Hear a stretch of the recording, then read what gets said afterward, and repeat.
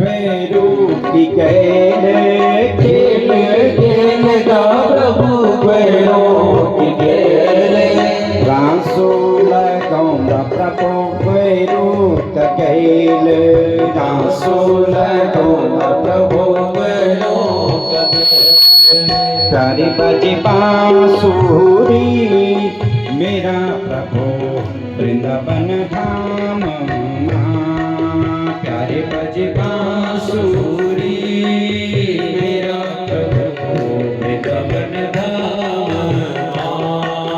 कौड़ी चरों दा प्रभु सैन सैन सोड़े कौड़ी चरों दा प्रभु सैन सैन सोड़े पाछली भगों दा प्रभु अफूलांद तोड़े पाछली भगों दा प्रभु अफूलांद तोड़े पाछली भगों दा प्रभु अफूलांद तोड़े पाछली भगों दा प्रभु अफूलांद तोड़े हरि बजी बांसुरी मेरा प्रभु वृंदावन धाम प्यारे बजे बांसुरी मेरा प्रभु वृंदावन धाम प्यारे बजे बांसुरी मेरा प्रभु वृंदावन धाम प्यारे बजे बांसुरी मेरा प्रभु वृंदावन धाम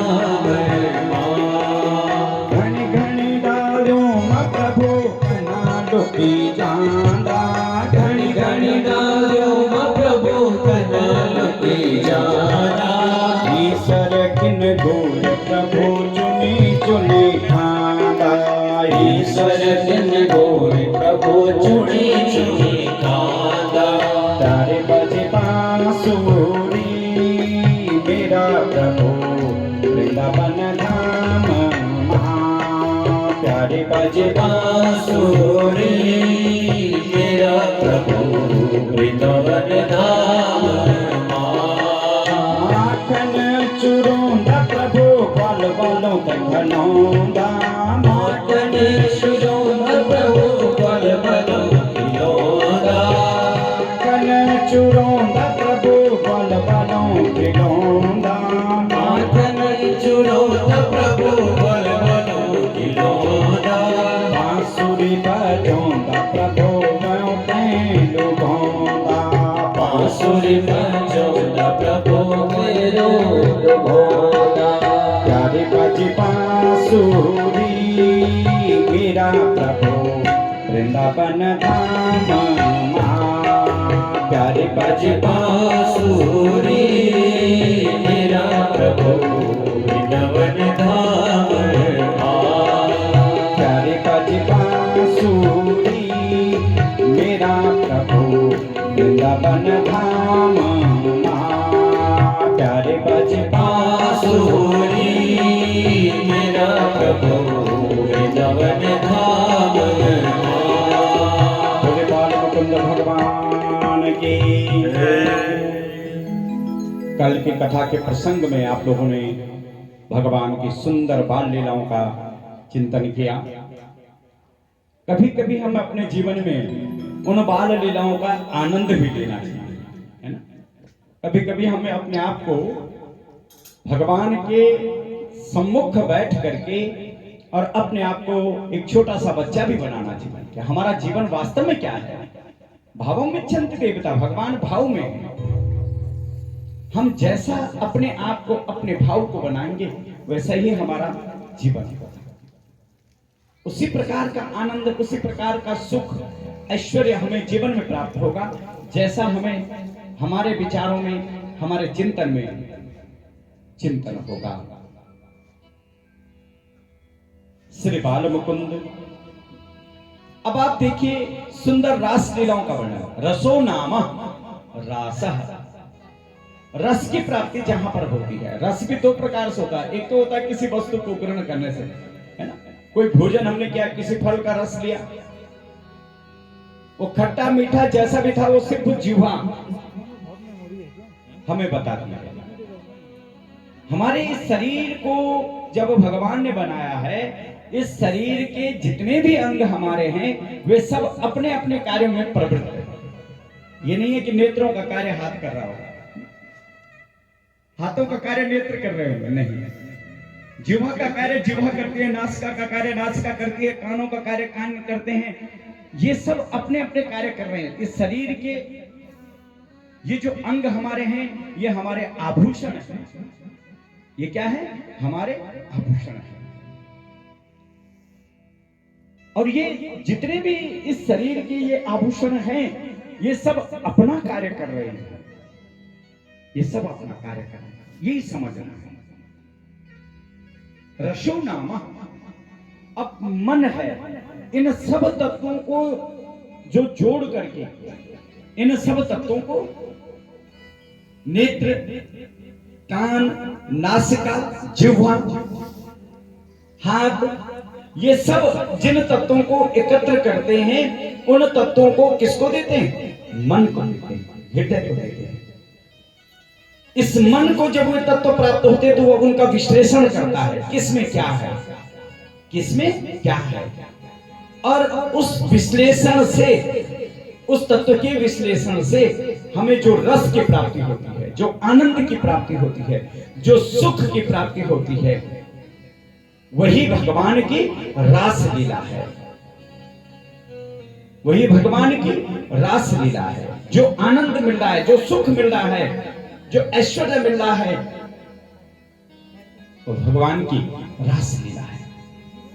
कभी कभी भगवान के पूजन में जाते हैं, भगवान का पूजन करते हैं, पूजन करते करते नेत्रों से प्रेमाश्रु बहते हैं। और मैंने आपको कहा ये काया भगवान ने ऐसी बनाई, भक्ति रूपी प्रेमाश्रु जब निकलते हैं तो उनमें शीतलता होती है। दुख, पीड़ा, वेदना, कष्ट, विषाद, इस प्रकार के आंसू जब नेत्रों से निकलते हैं तो उनमें ताप होता है, वो गर्म होते हैं।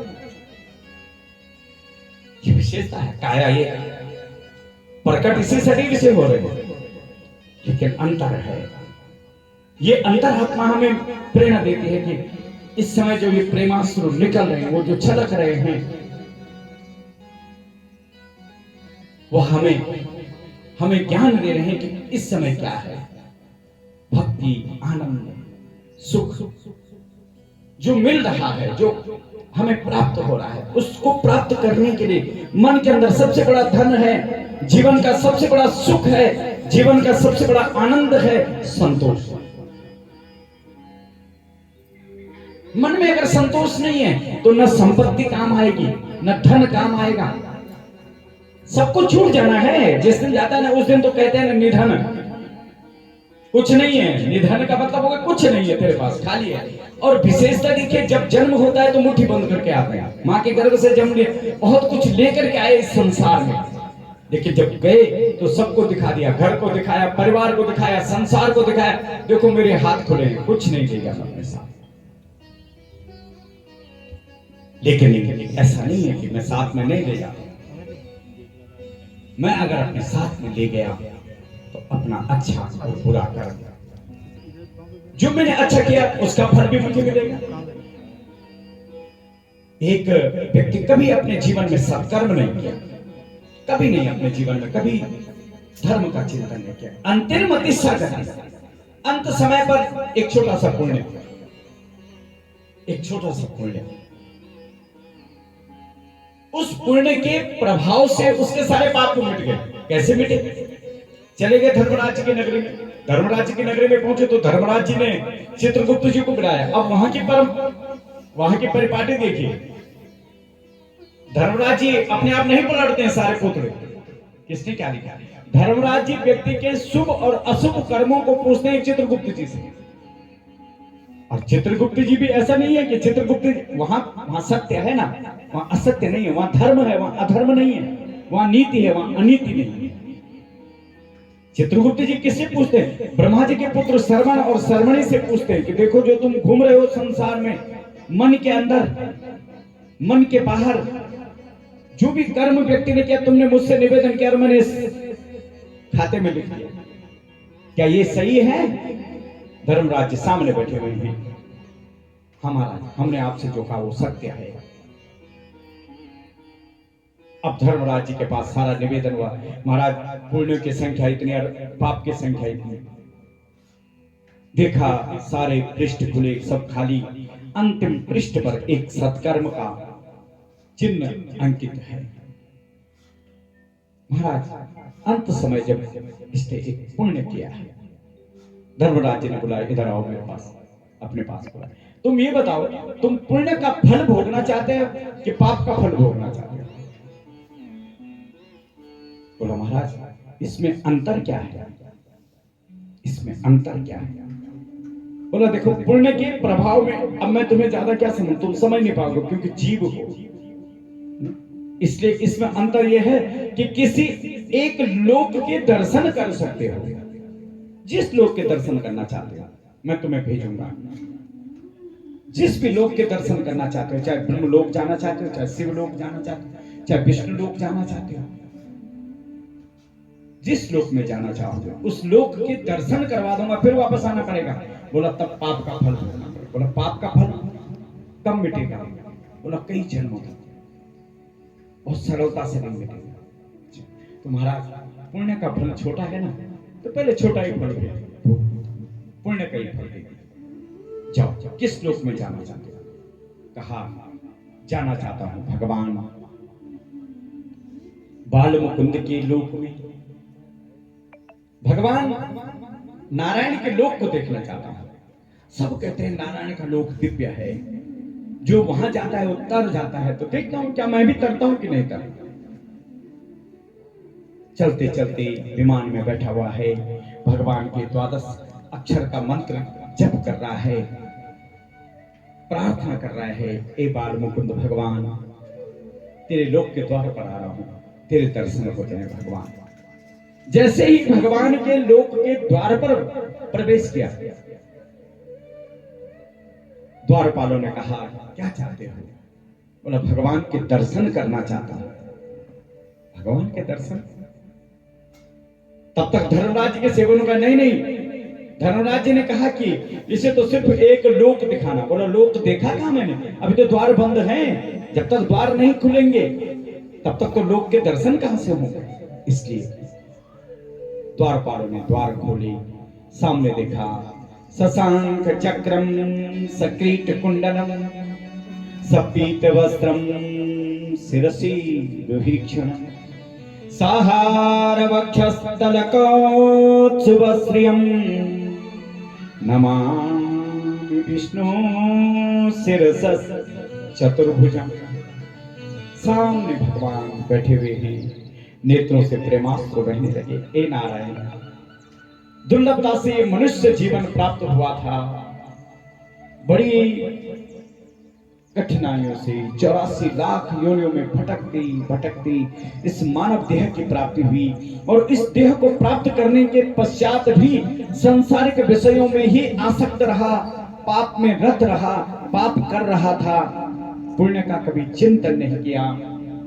उस पाप में जो सुख मिल रहा था, जो आनंद मिल रहा था, उसी को जीवन का सुख समझने लगा, उसी को जीवन का ऐश्वर्य समझने लगा।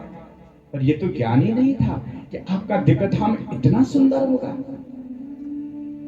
एक घड़ी भी अगर मन से अंत समय पर भगवान उस मन की प्रार्थना को, उन विचारों के चिंतन को, उस विचारों के बंधन को भगवान आपने स्वीकार कर लिया।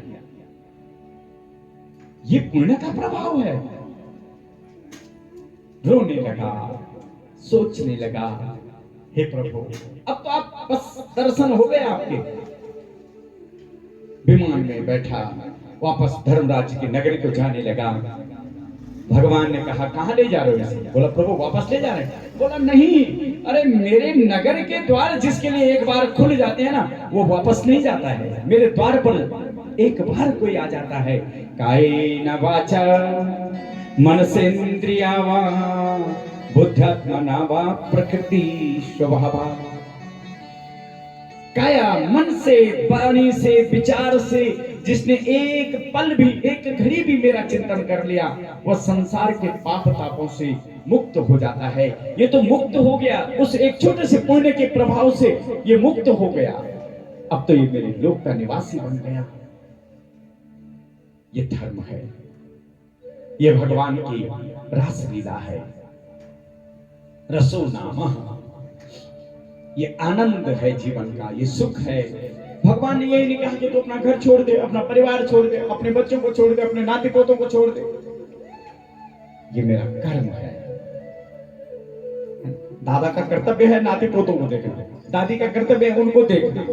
और अरे एक पंथ दो कार्य भी हो जाते हैं। बुढ़ापे में नाते पोते साथ में जब होते हैं ना, तो बीमारियां भी भाग जाती हैं, दूर हो जाती है, क्योंकि चिंता होती है कहीं गिर न जाए, कहीं कोई कष्ट न हो जाए, कहीं कोई पीड़ा न हो जाए, कहीं कोई।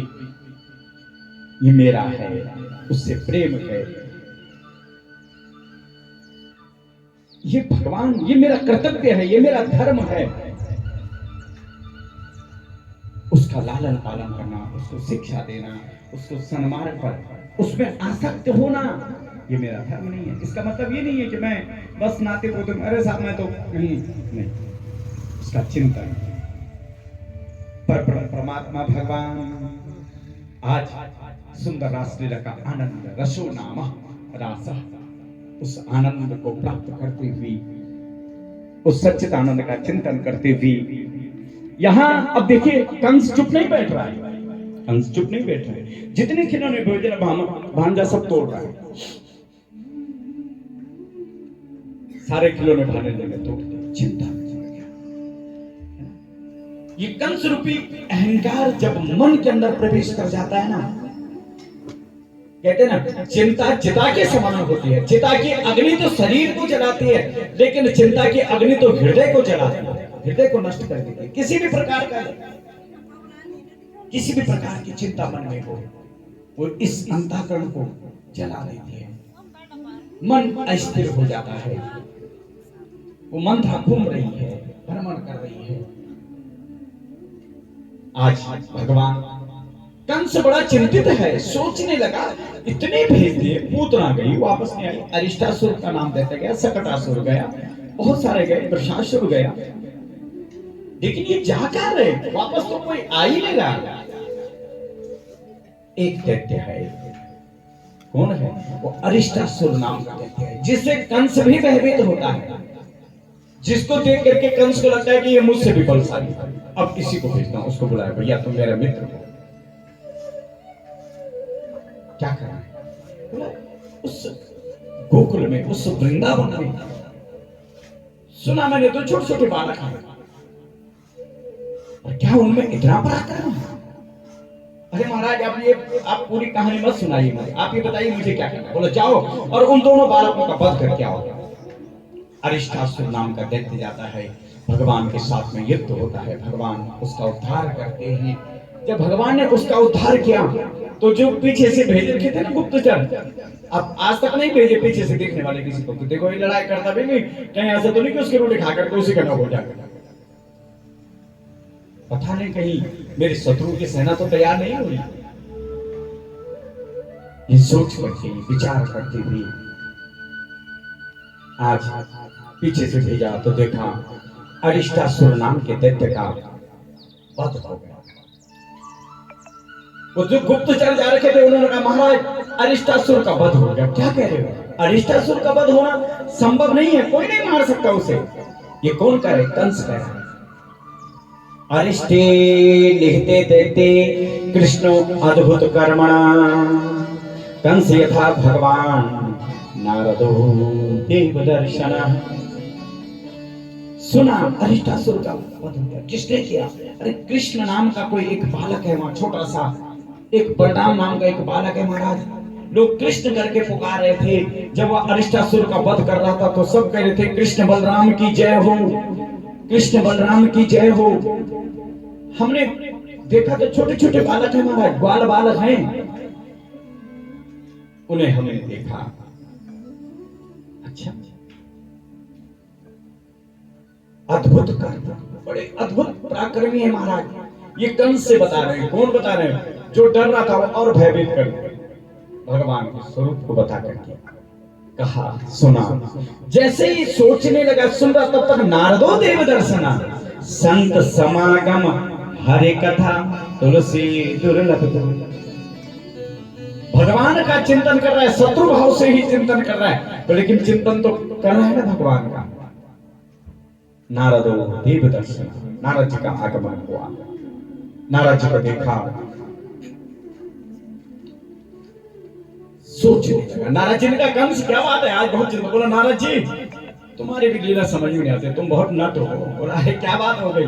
बोला एक दिन तुम आए, पट्टी में 8 रेखाएं खींची, बता कौन है। मैं आज तक नहीं पहचान पाया कि मेरा 8वां जो गर्भ देवकी का है वो कौन है, वो पता ही नहीं चल रहा है। तुमने तो खाली रेखाएं खींच ली,